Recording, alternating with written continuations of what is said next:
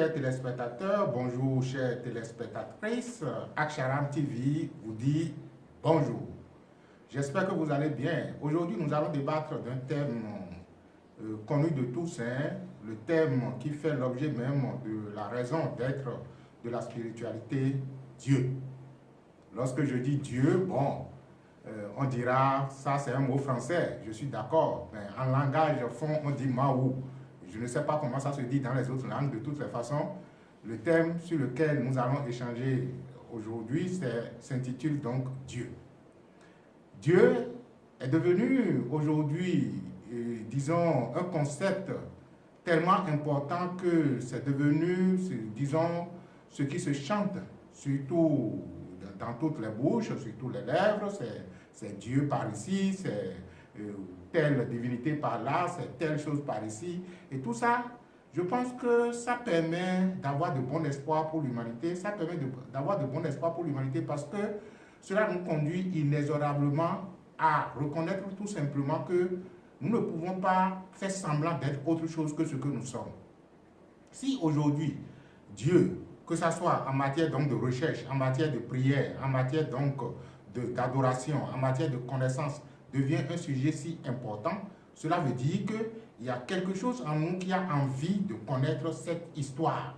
Il y a quelque chose en nous qui a envie de connaître cette chose. Il y a quelque chose en nous qui a envie donc de connaître, disons, ce phénomène qui apparemment nous échappe. Et c'est à juste titre que cela nous échappe. Ça nous échappe parce que ça devrait nous échapper. Et ça nous échappera jusqu'au moment où, finalement, on comprendra comment on doit s'y prendre. C'est vrai qu'aujourd'hui, on constate que l'humanité est dans une grande quête de sa spiritualité, aussi bien en Afrique qu'en Europe, qu'en Asie et en Amérique, sur tous les continents, on constate qu'il y a une effervescence à comprendre la chose spirituelle. Et c'est tout à fait normal. Le mal, c'est que nous courons dans un sens qui apparemment n'est pas le meilleur. Sinon, on ne devrait pas être en train de courir depuis des générations et ne jamais avoir accès à la véritable connaissance qui pourrait nous permettre donc de comprendre cette histoire, de comprendre cet événement, de comprendre, disons, cette chose que nous appelons Dieu. Aujourd'hui, Dieu est devenu un fonds de commerce, on peut se faire, disons, de la richesse à travers Dieu. Et tout ça, c'est bien. C'est bien. Moi, je ne suis pas là pour critiquer X ou Y d'avoir, disons, amassé de l'argent parce qu'il parle de Dieu ou ci ou ça. Tout ça, je dis, c'est absolument bien. Ça me rappelle l'émission Entre-temps, comment on l'appelait dans le temps, l'émission du bien. En fait, c'est pour vous dire que la recherche de Dieu est une quête normale.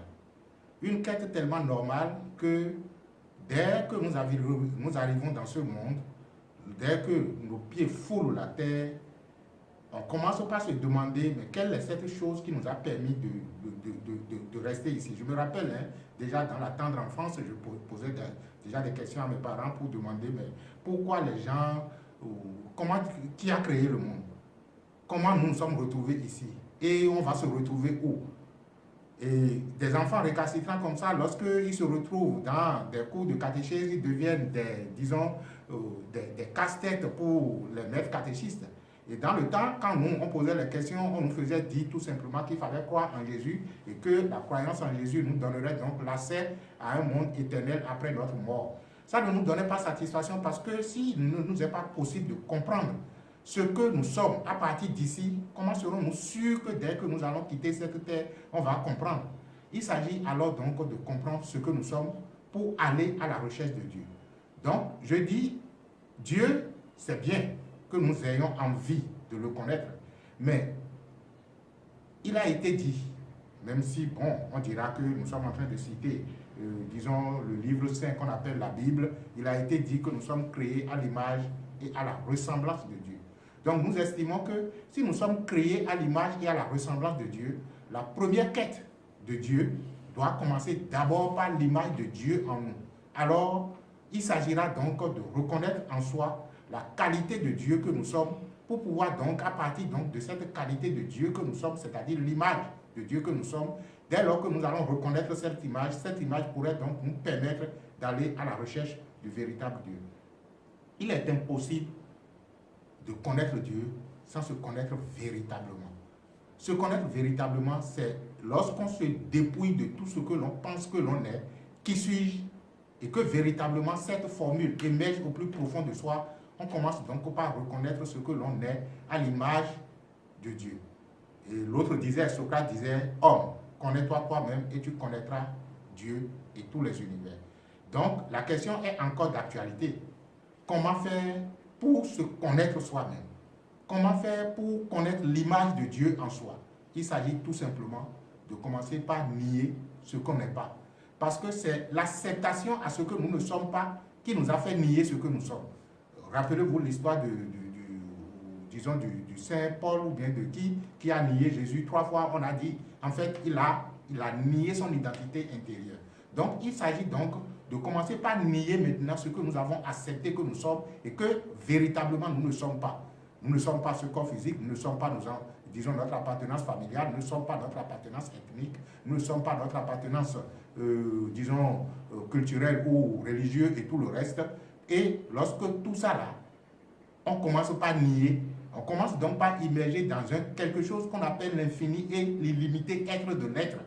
Dès lors que je ne suis pas ce qui est limité, je suis quelque chose que je ne sais pas. Mais ce que je suis, que je ne sais pas, c'est qu'il est. Donc la révélation de Dieu en soi ne se révèle pas au corps inférieur. La révélation de Dieu en soi ne se révèle pas à notre mental, mais la révélation de Dieu en soi se révèle à Dieu lui-même. Donc Dieu se sait être Dieu. Alors, une seule formule pour partir à la recherche de Dieu, c'est « Je ne suis pas ce que je pense que je suis ce que je suis, que je sais que je suis. » Je ne sais pas si ça sonne bien. Je ne suis pas ce que je pense que je suis ce que je suis, que je sais que je suis. Parce que intrinsèquement, Dieu sait qu'il est Dieu. Si Dieu ne sait pas qu'il est Dieu, cela veut dire qu'il n'est pas omniscient. Il ne sait pas, il n'est pas donc omnipotent. Si il est omniscient, c'est-à-dire qu'il sait réellement toutes choses, cela veut dire qu'il sait qui il est. À partir de cet instant, je laisse cette expression de Dieu qui sait qu'il est me parcourir tout simplement et je récupère cela. Waouh, c'est très intéressant. C'est-à-dire que on dirait que ce que nous appelons Dieu a déjà tout fait. Et il s'agit pour nous maintenant d'aller progressivement à la récupération de ce que lui, il a déjà fait. Il a créé le monde et il s'est mis dans le monde. Il s'est impliqué dans le monde et il nous a laissé dans le monde. Il s'agit tout simplement maintenant, à partir du moment où je reconnais ce que je ne suis pas, je commence donc par m'approprier ce que je suis qui sait qu'il est. Je ne suis pas ce que je pense que je suis. Je suis ce que je suis, que je sais que je suis. Je pense que c'est une très belle formule à répéter tout le temps, au fur et à mesure de l'existence, pour pouvoir donc aller au centre de sa propre conscience. Et dès lors que je suis au centre de ma conscience, je sais que le centre de ma conscience s'identifie au centre de la conscience de Dieu. Dieu est partout. Il est omniprésent, a-t-on dit. Et par conséquent, s'il n'occupe pas l'espace où je suis actuellement, cela veut dire qu'il n'est pas omniprésent.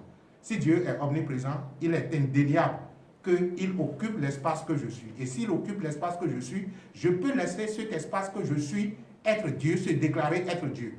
Et par conséquent, je suis Dieu. Mais lorsque vous dites ça, les humains se rebellent contre vous parce que les humains ont déjà accepté qui ils ne sont pas. Et lorsque quelqu'un vient, un maître vient pour dire, vous êtes Dieu. Ne savez-vous pas que vous êtes le sel du monde? Ne savez-vous pas que vous êtes des enfants du monde? Ne savez-vous pas que le Père est en vous et que vous êtes dans le Père? On commence donc par lui jeter des pierres. On dit, ah lui, il est en train de mentir. Nous ne sommes pas Dieu. Nous sommes des créatures de Dieu. Qui vous a dit que vous êtes des créatures de Dieu? Même si vous êtes des créatures de Dieu, à partir du moment où Dieu s'est laissé être toute chose et que toute chose est lui, mais naturellement, nous sommes Dieu. Donc la première formule pour aller à la conquête donc, de Dieu, à la conquête de qui nous sommes, à la compréhension de Dieu, c'est d'abord et avant tout reconnaître qui on n'est pas et se laisser être ce que l'on est. Ça ne demande pas d'effort. L'effort à faire justement s'inscrit dans la logique de du renoncement de qui on n'est pas, que nous avons déjà accepté que nous sommes. Et lorsque un enfant vient dans ce monde, on commence par lui rabattre tout, c'est-à-dire pas lui foutre tout dans la tête comme quoi et tout le reste. Mais qu'est-ce que vous savez de ce que vous êtes pour dire à l'enfant qui il est? Vous allez disons dans une école primaire, dans une école maternelle, on commence déjà par apprendre aux enfants qu'il faut prier Jésus, il faut prier Allah, il faut prier ci, il faut prier ça, il faut prier ça. Qui vous a dit ça? Arrêtez cette bêtise et laissez les enfants évoluer parce que intuitivement, les enfants savent qui ils sont quand ils sont venus dans ce monde. Merci à vous. Est-ce que je me suis présenté avant de commencer? Non, je ne pense pas.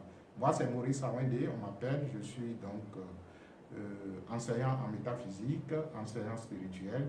Et je pense que sur cette chaîne, nous ferons de notre mieux pour permettre donc de reculer les frontières de l'ignorance, de reculer les frontières donc de la limitation, pour qu'ensemble nous puissions donc bénéficier de cette énergie universelle que nous appelons Dieu. Parce que l'énergie est disponible, hein, elle est bien disponible, mais la grande partie de l'humanité ne prend pas cette énergie sur elle-même, et c'est ça qui fait donc la déchéance de l'humanité. Laissez-vous être ce que vous êtes, laissez-vous être ce que vous ne pouvez pas ne pas être. Et la vie devient donc très intéressante, très agréable à vivre. Et je pense que c'est dans cette logique que nous vivons l'unité de qui nous sommes véritablement et l'unité de qui vous êtes. Ensemble, nous sommes un. Et pour le bien et le meilleur de l'humanité, je vous dis merci et que les bénédictions soient.